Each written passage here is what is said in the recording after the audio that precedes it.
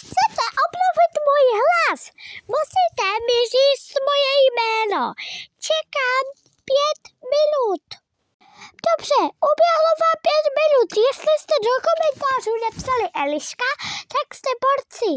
A já, jestli chcete ještě obnovit můj hlas, musíte mi napsat do komentářů s Eliškou, že jestli máte YouTube kanál a jestli znáte Adama Radu a jestli znáte Aida Pšice. Hlavní je, že víte, jaké je moje oblečení, doufám. Takže, už to ohodli můj hlas?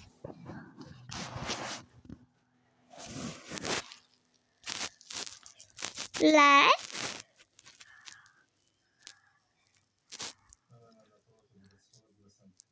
Ach jo, tak čekejte. Můj hlas se teďka změnil na ten nejlepší. Jestli uhelete ten můj hlas, tak napište do komentu. Ano nebo ne. Dávám na vaše video like a odběr, pokud. A napište koment. Pokud mi vy dáte like, odběr, dáte shlédnutíčko a ještě mi napíšete do komentářů.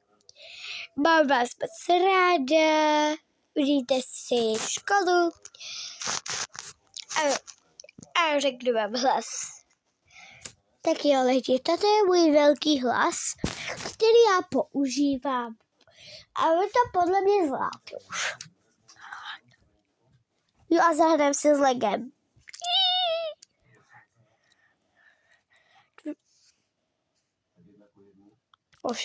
To jste nechtěli vidět. Čem lidi, tak jo, jdem na to. Takovej, jak má rume, akorát, že je fialovej. Nevadí. Zkusím mamka. Zase mají Lego. Hihi. Tady do toho všechno mají Lego. Jestli si říkáte, co je tady tenhle z toho dvěrka, to je nová formule. I kdyby se vidíte, to je, kdo to řídí. Ale podívejte, taky tady mám Lego. Tady toto, jo. A moje máma. Chudák.